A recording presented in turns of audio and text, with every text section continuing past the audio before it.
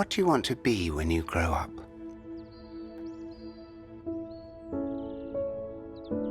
Kind. J'ai vu le film le plus doux de ma vie et j'en avais vraiment besoin. Aujourd'hui, on va parler de L'Enfant, la taupe, le renard et le cheval, un titre plutôt long pour un film assez court mine de rien. L'œuvre suit le voyage d'un jeune garçon perdu dans un paysage hivernal et de 3 animaux, une taupe, un renard et un cheval, qui deviennent des compagnons dans sa quête de retourner chez lui. Mais avant de nous plonger dans cette histoire, j'espère ne pas trop vous avoir manqué. C'est vrai que je n'ai pas montré ma tête depuis un certain temps. Ce que vous pouvez faire pour m'aider à relancer la machine, c'est bien évidemment de vous abonner si ça n'est pas déjà fait et à me soutenir avec un like, un commentaire et à booster la vidéo si vous êtes sur votre téléphone. Merci beaucoup à tous ceux qui le feront, on peut revenir à notre vidéo. Bien, comme d'habitude, on va dans un premier temps plonger dans la production de l'œuvre, sa genèse et l'impact qu'elle a eu sur son public. Allez, c'est parti. I think home is somewhere warm and kind with lights.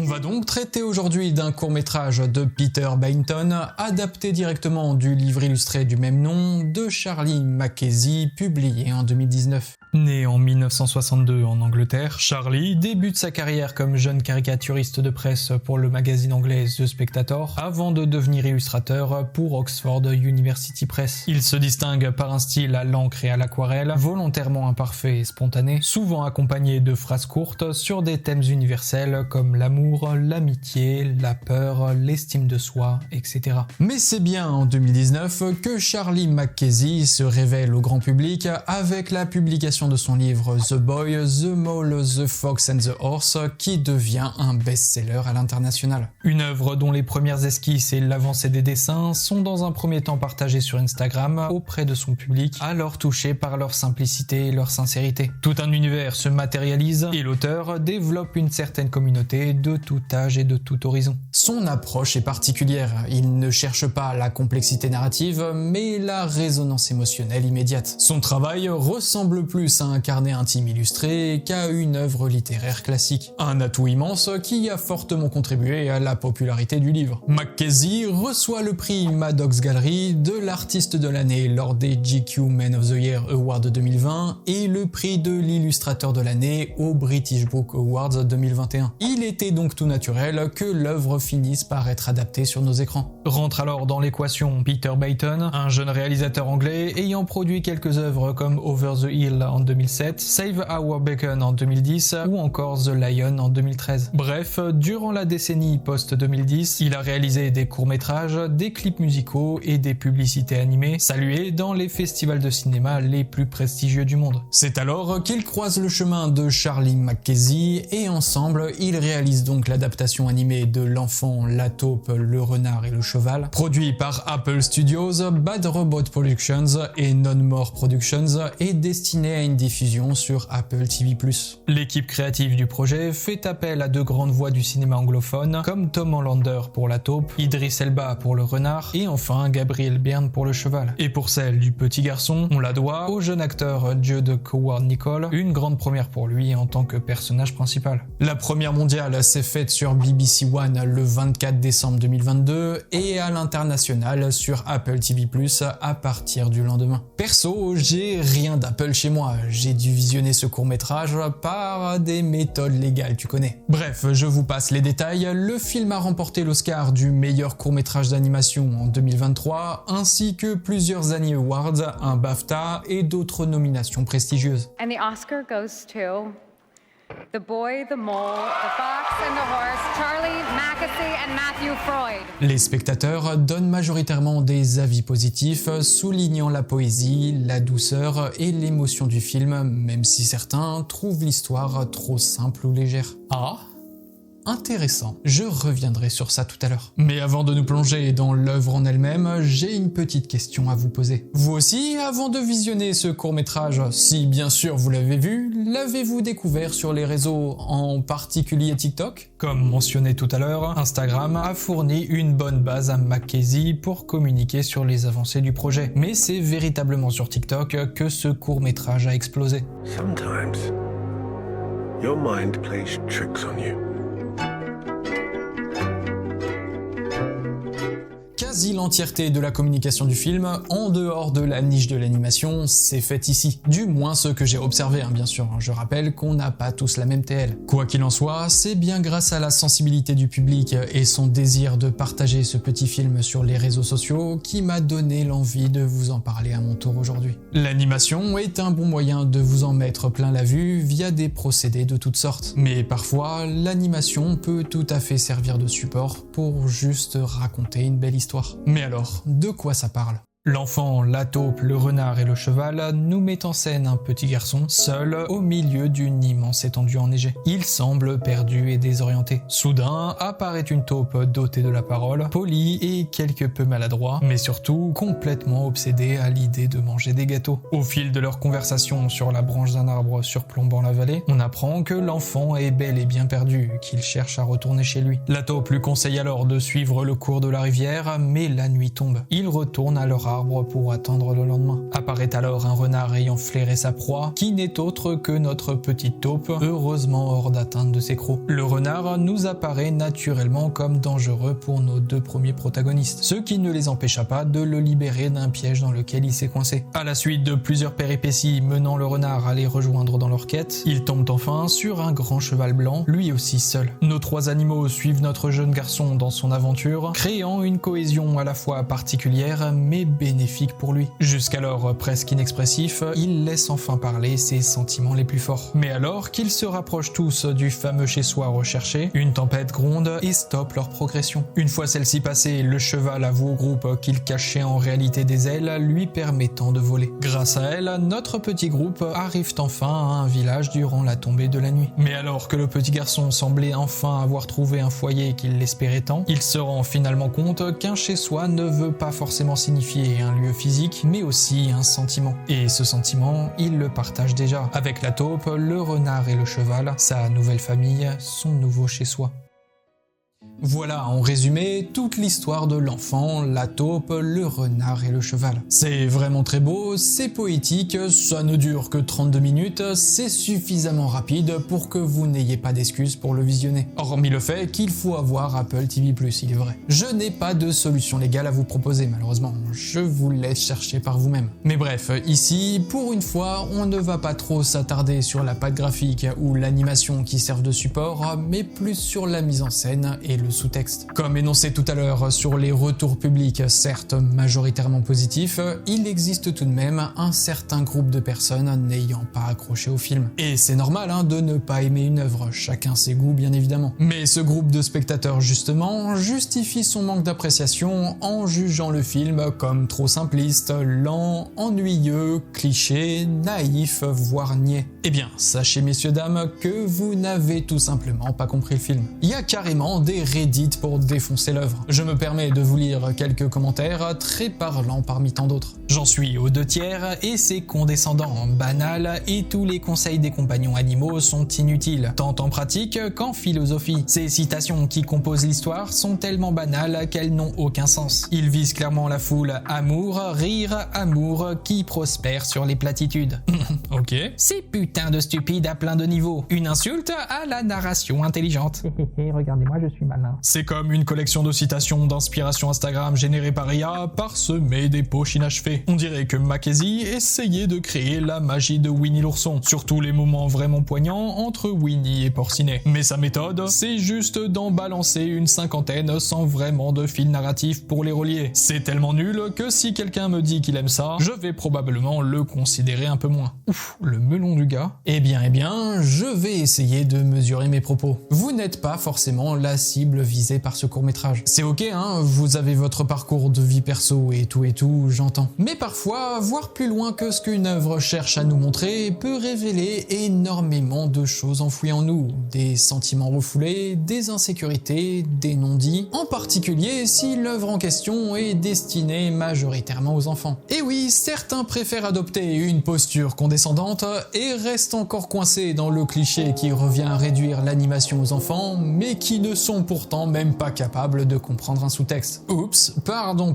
je me suis un peu laissé emporter. Je ne suis bien sûr pas là pour vous lancer la pierre, mais plutôt pour vous partager ma vision de ce petit film qui se révèle bien plus complexe et profond qu'il en a l'air. Et on va voir ça ensemble tout de suite. Il existe des œuvres qui impressionnent et d'autres qui divertissent. Et puis il y a celles qui ne cherchent ni à épater ni à surprendre, mais simplement à toucher. L'enfant, la taupe, le renard et le cheval appartient à cette dernière catégorie. Plus qu'un récit traditionnel, le film ne raconte pas une aventure au sens classique du terme, il nous accompagne dans une sorte d'errance. Celle d'un enfant perdu dans un paysage hivernal à la recherche d'une maison, d'un chez-soi ou plus symboliquement d'un lieu où appartenir. Ce qui frappe d'abord, c'est son esthétique. L'animation conserve l'aspect aquarelle et imparfait du livre original. Les coups de pinceau restent visibles, les traits de contour à l'encre se meuvent autour de nos personnages, se détachent complètement parfois ou au contraire se relient par un lien personnel. Les décors restent figés et pourtant l'image respire. Rien n'est dur, rien n'est anguleux. Cette douceur plastique prépare le terrain d'une autre forme de douceur, plus thématique pour le coup.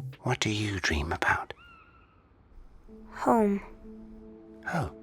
Le film refuse toute forme de cynisme. Les dialogues sont simples, presque naïfs il est vrai, mais jamais ironiques. Là où beaucoup d'œuvres contemporaines cherchent la distance et le détachement, ici, tout est premier degré. Cette sincérité absolue peut déstabiliser, faire croire que l'œuvre est bas de plafond, plate et inutile, mais elle constitue précisément la force du film. Le rythme est contemplatif. Les silences ont autant d'importance que les mots. Le vent dans la neige, les pas dans la forêt, le souffle des personnages, nous ne sommes pas dans la progression dramatique, mais plutôt dans l'expérience sensible. Le film fonctionne presque à rebours des codes narratifs modernes. Il n'y a ni véritable antagoniste, ni montée spectaculaire, ni retournement. Il se rapproche davantage du poème animé que du récit structuré. Pourtant, sous cette simplicité apparente se cache une certaine profondeur. Bon, on ne va pas tourner autour du pot pendant 1000 ans, et vraiment, pour ceux qui auraient vu l'œuvre, dites-moi dans les commentaires ce que vous en avez pensé, et ce que vous avez compris. Mais tout d'abord, place à mon analyse. Le film ne parle jamais explicitement de deuil, de mort ou d'abandon, certes, mais il semble constamment en périphérie de ces thèmes. Au tout début du film, l'enfant est seul. Les parents sont absents, hors champ, jamais mentionnés. La neige omniprésente crée une impression de monde figé, silencieux, presque suspendu. Il y a une absence, mais une absence qui n'est jamais nommée. Et c'est pour cela qu'elle est si pesante pour le spectateur qui se doute de quelque chose. On fait donc la rencontre de cet enfant, mais qu'en est-il de ces trois compagnons qui parlent? La théorie que j'aimerais apporter voudrait que les trois animaux soient lus comme des facettes intérieures de l'enfant. Présentons-les dans l'ordre d'apparition. Most of the old moles I know wish they'd listened less to their fears and more to their dreams. La taupe fait son apparition à l'instant le plus triste, solitaire et incertain du jeune garçon. Il incarne le besoin immédiat de réconfort. Elle parle sans cesse de gâteau, non comme un simple gag redondant dans l'histoire, mais comme une métaphore primitive du plaisir réconfortant et de la consolation. If at first you don't succeed, have some cake. I see. Does it work?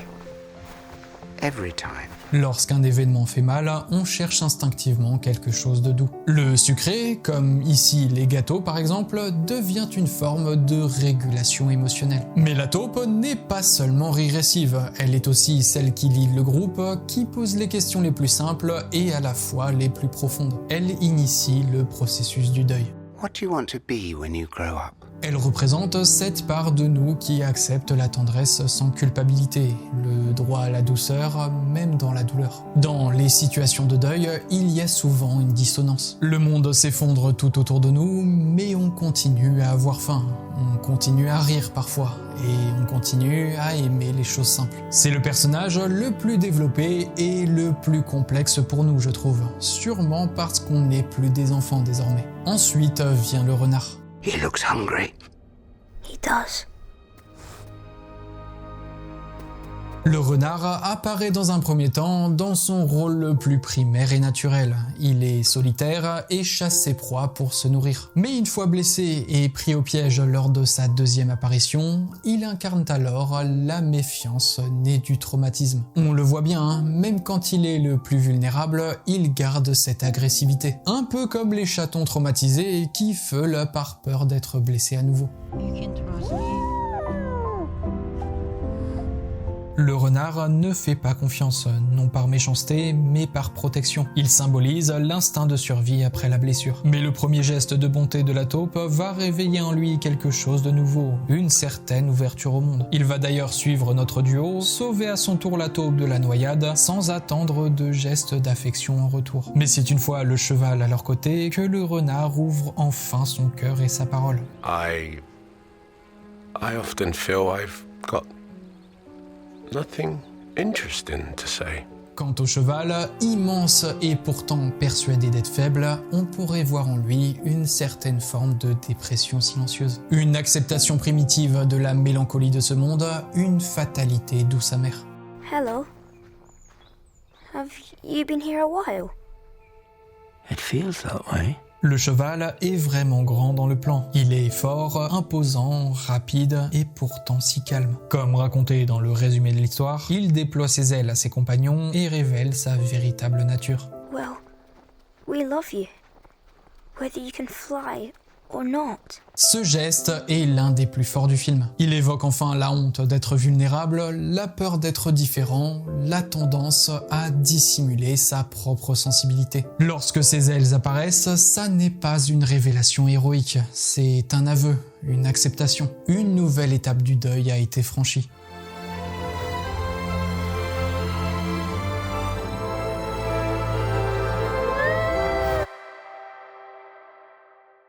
Mais maintenant que vous avez enfin des mots sur ce que pourraient représenter nos trois animaux, j'aimerais m'attarder sur trois scènes en particulier afin d'appuyer mes propos. Dans un premier temps, celle où l'enfant sur le dos du cheval lancé au galop chute alors dans la rivière. Après un moment suspendu d'euphorie pure, il tombe dans l'eau dans une mise en scène saccadée, comme pour créer une rupture dans le récit. Ça se raconte clairement ici par l'animation. Puis il se relève et s'excuse. Il ne se plaint pas, il s'excuse. Sorry.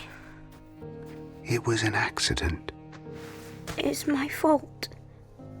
I let go. Ce détail minuscule ouvre une lecture profonde, la honte d'exister, la peur d'être un poids pour les autres, ou même la culpabilité d'avoir ressenti de la joie dans un contexte de fragilité. Dans les processus du deuil, il existe souvent une difficulté à accepter le plaisir, comme si elle est bien constituée une trahison envers nous-mêmes. Le film ne verbalise jamais cela, mais il le suggère avec une certaine finesse. Petit retour en arrière maintenant, lorsque le renard est pris au piège et que la taupe vient le libérer. Les mots employés ne sont pas anodins du tout. If I wasn't caught in this snare, I'd kill you. Ce à quoi la taupe répond « If you stay in that snare, you'll die. Alors, que faut-il comprendre de ce court dialogue? Comme je l'ai dit, le renard incarne la blessure visible, le traumatisme. Et parfois, dans les moments les plus tristes et les plus douloureux, on a juste envie d'envoyer tout balader, de s'en prendre aux autres, de rejeter la faute sur autrui, de s'enfermer sur soi-même, voire même d'être amené à faire une grosse bêtise. Si tu restes prisonnier de ce piège, tu mourras. D'où la nécessité d'être aidé, ou au minima d'être bien entouré dans cette épreuve. On est une espèce sociale, on a besoin de ça pour vivre. Sinon, on risque de se retrouver dans le même état psychologique de détresse que notre pauvre petit singe Punch. Je ne sais pas si vous avez vu cette histoire passer.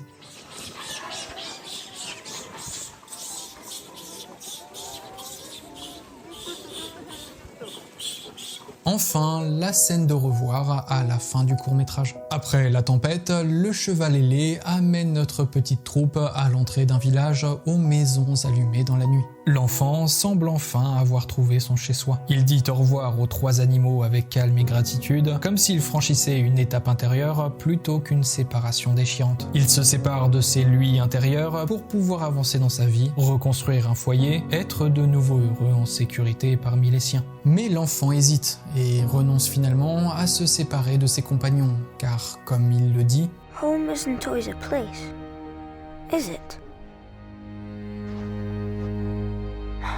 Chez soi, c'est pas forcément un endroit. Un chez soi, ça peut aussi se trouver en vous, avec comme amis les plus précieux, vos expériences, votre vécu, vos douleurs, ce qui vous constitue et vous rend unique. Le petit garçon s'accepte enfin. La dernière étape du deuil vient d'être franchie. Après le déni, la colère, le marchandage, la dépression, vient alors l'acceptation. L'enfant accepte enfin d'aimer et d'être aimé en retour, car il en a le droit et la légitimité. La honte et la culpabilité n'ont plus leur place à présent. Ce qui bouleverse le spectateur dans cette histoire, ça n'est pas l'aspect tragique, mais bien au contraire, toute la reconnaissance qui y est exprimée. On ne pleure pas parce qu'il arrive quelque chose de dramatique. On pleure parce que quelque chose en nous est enfin compris. Le film parle des blessures sans les nommer. Il évoque la solitude, la peur de déranger, le besoin d'être assuré et la difficulté d'accepter l'amour. Et cette universalité dépasse l'expérience personnelle du deuil. Même sans avoir perdu un proche, on peut tout autant être touché à notre manière. Il suffit parfois d'ouvrir les yeux sur les œuvres que l'on regarde. Parce que ce film parle aussi de l'impermanence, de la fragilité du lien, de la conscience que tout peut disparaître un jour. En ce sens, le film ne parle pas seulement de perte, il parle aussi de présence. Il nous rappelle d'aimer tant que l'on peut, d'exprimer la tendresse tant qu'elle est encore possible. Il affirme que la vulnérabilité n'est pas une faiblesse, mais une force. C'est pour ça qu'il est si important de montrer ce genre d'œuvre aux enfants. Dans un paysage culturel souvent dominé par le sarcasme ou la surenchère dramatique, ce court-métrage choisit la simplicité radicale. Et c'est précisément cette simplicité qui nous désarme. Soit on décide de la rejeter, soit on l'accepte. Mais maintenant que vous en savez plus sur l'enfant, la taupe, le renard et le cheval, je vous invite à le voir ou à le revoir. Je suis sûr et certain que parmi vous, l'histoire de ce court-métrage prendra alors tout son sens. Et je serai comblé si j'ai pu faire découvrir ce petit bijou d'animation à au moins quelques-uns d'entre vous. To love and be loved.